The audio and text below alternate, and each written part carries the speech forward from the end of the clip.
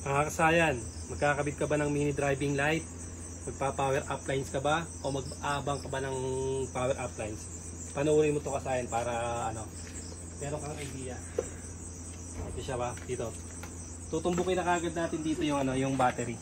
Ito siya ba? Tapos kagaya ng ginawa natin yung nagkabit tayo ng mini driving light, nilagyan lang natin siya ng number. Ayan. 87 sa harap, dalawang 87. Ito yung nakaabang natin, ito yung abang. Ito yung pag-wiring ng power up lines, pare-parehas lang yung tatlo na to ha. Ito yung 85, ito yung 86. Ayan, may mga number na yan para mas madali 86 tapos 30 sa likod. Ayan, pare-parehas lang yung 30, yun yung may fuse. Pag nailagay natin yung dalawa, bali ang bibilangin nyo lang dito, parang wala lang din Pag nilagay natin yung positive negative, tatlo na lang. Pag nilagay natin yung yung accessory wire, dalawa na lang. Itong dalawa naman to load to Kaya kahit sino makakapaglagay nito. Tignan nyo kasi, ganito lang siya kasimple ha. Unahin natin yung number 30. Yung number 30 may fuse na 15 amperes, lalagay natin sa positive ng battery. Siya ba? Number 30 sa likod. Yan. Ito yun. Pag nagsabi tayo ng number, titingin lang kayo sa ilalim. Kasi sa ilalim naman yan, totoo kami mga number. Hawakan mo to. Sa ilalim naman yan, makikita nyo may number yan. Kailangan nyo lang yung original na boss relay, kagaya ng ginagamit natin ha. Tandaan nyo, hindi ito, iba to ha. May 87A to. Tutukan mo to, iba yung naan yan.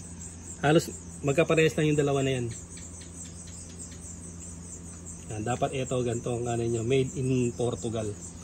Para siguradong tama yung inyong mga at maganda yung resulta. Ang matibay na boss relay kadalasan ginagamit sa mga sasakyan. Ito siya, nilagay na natin yung ilagay na natin. Pare-parehas lang to, magkakabit ka ng mini driving light. Magpa-power up lines ka, ito na yun. Mag-aabang ka ng power up lines, ito rin yun.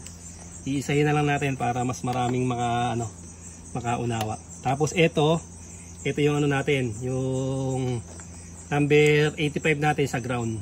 Dito natin siya ilalagay ha. Tapos magko-connecta pa tayo ng isang ground. Mag-aano pa tayo ng isang ground. Sa isang wire natin dito na ng ground.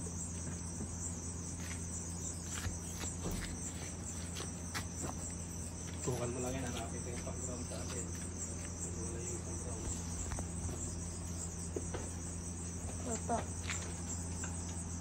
Ito.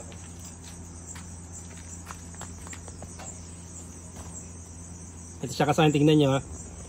Nilagyan na natin yung positive na may fuse na 15 amperes. Isin nyo muna yan para hindi kayo maputukan ng fuse. Siya ba? Nalagay na natin sa positive. Nalagay naman natin yung negative. Ito yung negative po. Pormahan nyo lang din ng ganyan ha. Yung isang negative, samahan nyo pa ng isang ganito. Tignan nyo to ha. Ayan. Pagsamahin nyo yung dalawa. Ito ha. Tignan nyo ha. Negative ha. Pag isama nyo to. Bali dalawang mapupunta rito ha. Dalawang I-terminal. Yung negative na mapupunta rito.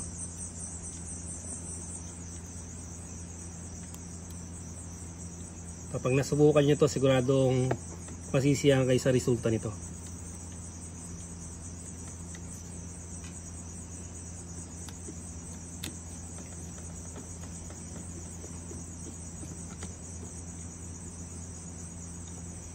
Ayan siya ba. Tapos lalagyan natin sa body ground. Ito, dito tayo kukuha ng body ground.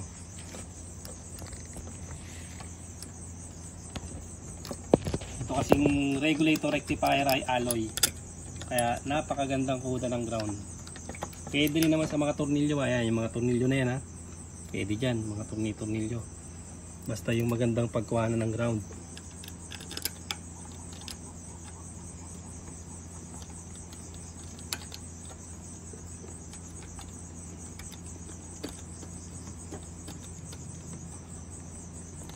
Solidong-solido yung ground natin dito.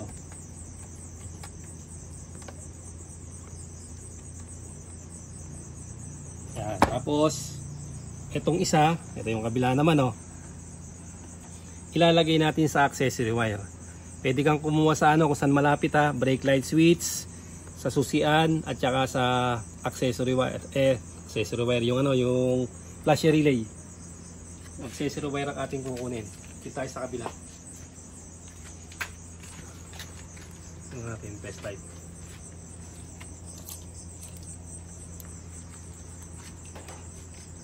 Buksan lang natin siya, ha. Tapos lagay natin sa body ground. Tapos dito tayo kukuha, ha. Supin natin. Dito pwede rin dito. Brake light switch. Kaya lang sarado nito, nakaipit eh. Pag nagbi-blink ng ganyan, supply ng signal light yan yung katabi.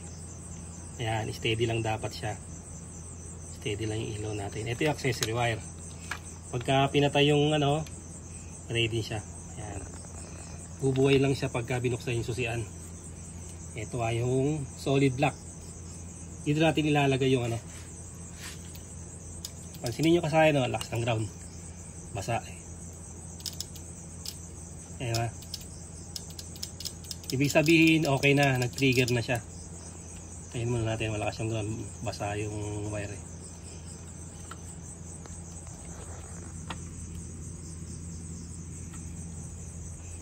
Buhay na yung ano natin. Balik na tayo rito sa ano.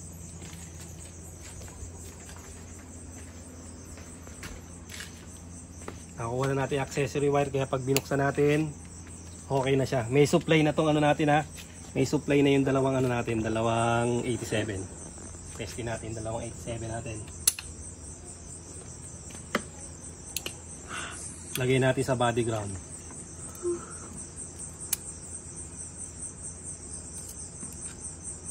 Tapos i-test natin dalawang 87.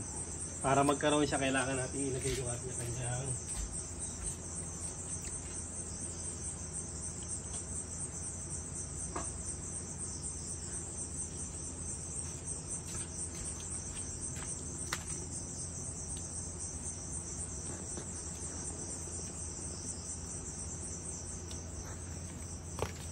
yan, kailangan natin nakalagay yung kanyang switch. Ito na siya ngayon, ha.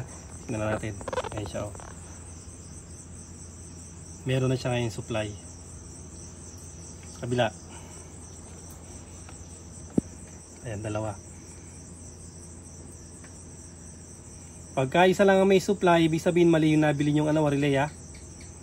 Maling relay yung nabili nyo pagka ano. Ngayon kasayan, ito na. Etong dalawa na to, kahit alin dito ang ano nyo, kahit alin ang gamitin nyo rito, na ilalagay natin sa ating mini driving light. So, punta na tayo rito sa mini driving light. Ito yung mini driving light natin, ha. Pero kung alam niyo yung park light, headlight, tail light, ito, tanong mo lang isa. Ito yung isa sa mini driving light, ha. Kung alam niyo yung halimbawa park light, headlight, tail light, ganito siya, ha. Ito. Kung nilagay natin to rito, ayan siya kasama, pansinin nyo, ha. Buhay siya. O yan, ha. Etong ano natin, park light sa ilalim, yung underlights natin to.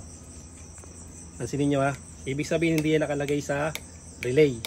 Nakalagay lang yan sa accessory wire.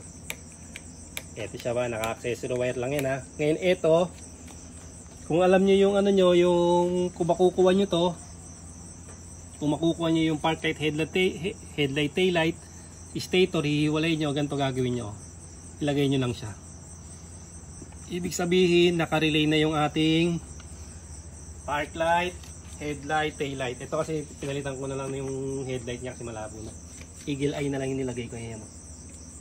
Tapos sa likuran, kasama na rin. Kasama na yung ilaw ng likuran dyan, ha. Okay, tsaka ito, kasama na rin to. Nakarelay na yan. Halimbawa, hindi nyo pa alam, ha. Kung hindi nyo pa alam, pwedeng nakabakante muna yung isa nyong 87.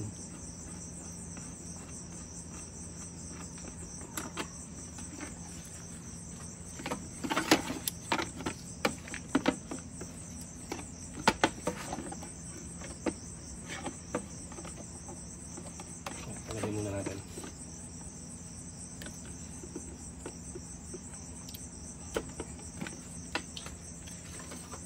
Ito siya, ba? Pwedeng bakante lang yung isang 87 kung halimbawang hindi nyo pa alam yung park light, headlight, tail light.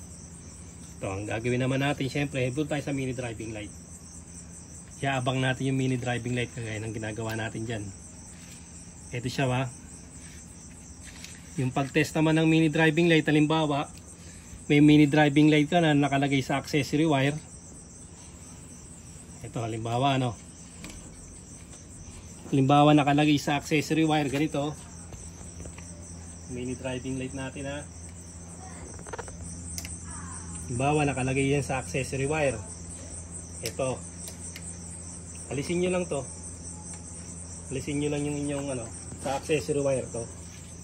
Kasi ito yung common. Ang pinakapaglalagyan nyo lang dyan, yung common ng 3-way switch. Kailangan nyo lang makuha yung common ng 3-way switch.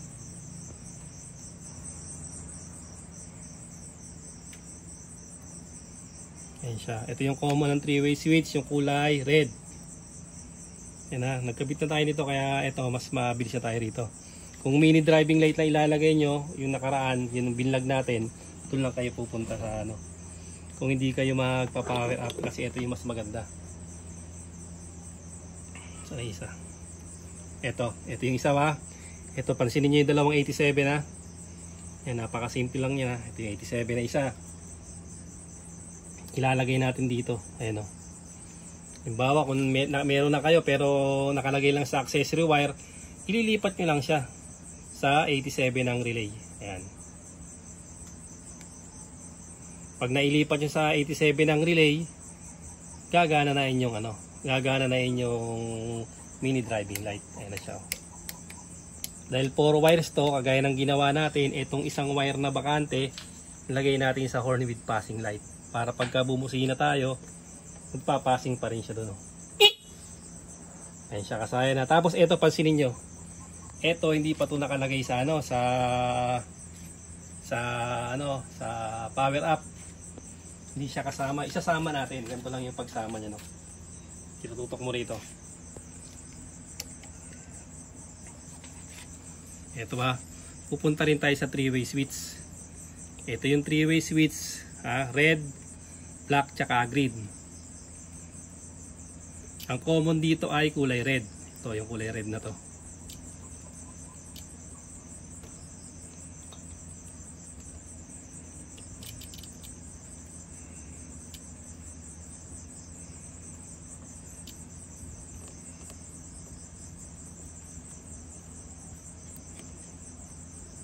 Ito lang kasi ang gagawin nyo halimbawang di nyo pa alam. Ganito mag power up at ganito rin mag-abang kung halimbawang di nyo pa alam. Pag napag-aralan nyo na yung motor nyo, tsaka nyo siya ilipat sa relay. Kung halimbawang hindi nyo pa kabisado, papag-aaralan nyo muna. O pag nakuha nyo na, tsaka nyo ilipat sa 87 ng relay. Kadalasan naman sa switch, dediretsuin nyo lang eh. O kaya pag stator drive, mas madali. Kasi sa stator lang siya kukunin. Yan, ito siya, tinan nyo. Natanggal na. Pagtanggal ko dito, ang nangyari sa kanya ay nawala yung yung ilaw. So taglit.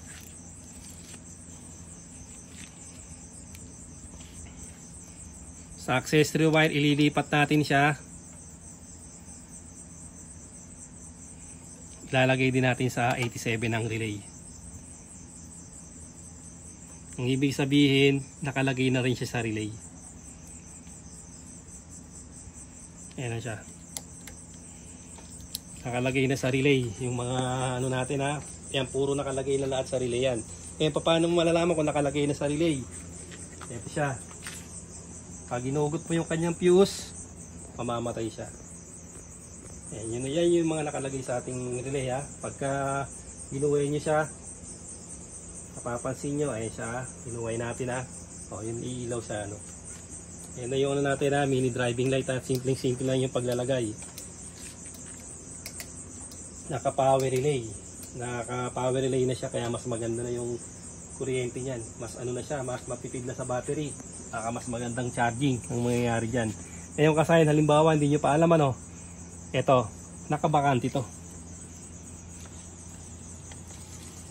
Nagkabit kayo ng mini driving light, hindi niyo pa alam, bakante lang tong isa. Yan. Pero yung park light nyo nakalagay na doon. O ito yung ano niya, yung park light na ginawa nyo ayan o. naka-relay na yan. Yan, naka-relay na ngayon yan. O, nailipat na natin sa relay yan eh. Ngayon, kung halimbawa hindi nyo pa nahanap yung yung park light, headlight, tail light, bakante muna siya, pag-aralan nyo yung motor. Tapos pag nakuha nyo, ipaglilipat nyo yung sa 87. Kahit saan sa dalawa na itong 87. Yan siya, kita nyo ha. Simpleng-simple lang. Yung common, automatic, lalagay nyo lang sa common. Ito siya, ganito yung pagkuha naman ito ha, sa common. Para malaman nyo kung gumagana yung switch nyo, i-off nyo siya. Yan. Pag naka-off tayo, yung common dyan ang may ilaw. Yan ha, may ilaw yung common. Pagka nag-low tayo, ayan, yung low yun ang iilaw. Ito yung low. Pag nag-high tayo, lilipat naman siya sa high ha. Ito yung low. Pag nag-high tayo, lilipat naman yan sa high. Okay, ibig sabihin buo yung natin. Yung ating 3-way switch. Halimbawa, ito kagandahan naman ng 4 wires ha. Pag halimbawang nasira yung red natin, yung white, nasira na yung white natin, ang gagawin natin, gamitin natin yung combination white yellow, ilipat natin dito. Yun ang kagandahan yan. Tapos pwede pa rin siya maging passing light ha. Lalagay ka lang ng diode. Ito, dahil 4 wires siya, yung isa tignan nyo, walang passing light, wala na siyang diode. Hindi na kailangan ng diode kasi bakante yung isa na to. Pwede nyo reserva, kung masira yung yellow, ilipat mo yung sa white yellow. Kung masira yung white, ilipat mo yung white yellow. Kasi ang kulay nito, ito yung white yellow. Ito yung white yellow ng ating igutin natin ha, para makita nyo yung white yellow. Ayan siya kasaya Kung halimbawa gagawin nyo lang siyang passing, ayan lang siya. Passing light lang siya. Sasabay sa ilaw yan kung hindi nyo ilalagay sa horn with passing light ha. Ayan, naka horn with passing light siya Pag sinuksok nyo na rito, horn with passing light na yan. Ayan yung white yellow na pwede nyo rin gamitin. Kailan lang kasayan yung pag-aabang ha. Yung pag-aabang ng power up lines at pagpa-power up lines at pagkakabit ng mini driving light. Di pa tayo dito sa kabila. Simpleng tutorial tayo. Sa mga stator drive, ito siya Yan kagaya niyan, XRM stator drive siya Nakuha na natin yung yung yellow wire. Ito yung yellow wire ha. Ito yung yellow wire. Pares lang sila ng Euro Racing natin, yellow wire. Ito siya Tapos sa mga walang switch ilalagay natin sa isang switch dito. Ito yun Ito yung 2 wires niya Isa sa isa sa yellow wire ng switch, tapos yung isang accessory wire. Ito siya. Kung naka battery operated na siya, pag pindot natin, bukas na lahat yung ilaw, park light, tail light. Ayan siya. Yan. Yun. Tail light. Tapos yung gear shift indicator tsaka headlight. O yan, nakabukas na siya Ayan, dahil naka-battery operated na, ganito. Dahil naka-battery operated na siya, alisin niyo siya sa accessory wire.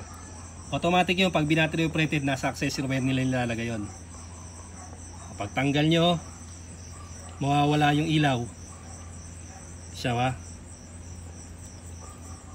Pag inalis nyo yung ayan, wala nang ilaw. Tutukan mo. Ito yung ilalagay nyo sa ilalagay nyo sa 87 ang relay pag nag-power up kayo. Ayan siya kasaya na. Okay, pag nilagay natin, bubukas na siya. Ayan, tutok mo sa mga ilaw natin. Pag nilagay natin sa bubukas na kagad yan. Park light, headlight, tail light Gagamit kayo ng switch kasi kadalasan mga nakarekta. Tulad ng halimbawa ng mga Yamaha site. Mga nakarekta pa siya, wala pang switch. Kaya kailangan mag-switch para yung park light, headlight, tail light magkasama na. Isang switch lang siya. Tapos pagka nagan tayo, high and low, gagana na siya. Okay na siya. Ganun lang kasaya abangan nyo lang yung FI natin, malapit nang dumating. Marami tayong sa XRM 125 FI. Ganun lang kasaya yung pagkakabit ng mini driving light, pag-aabang ng pag-aabang ng power up lights at pagpag-power up lights sa motor. Hanggang dito lang mga kasayan. Salamat sa panonood.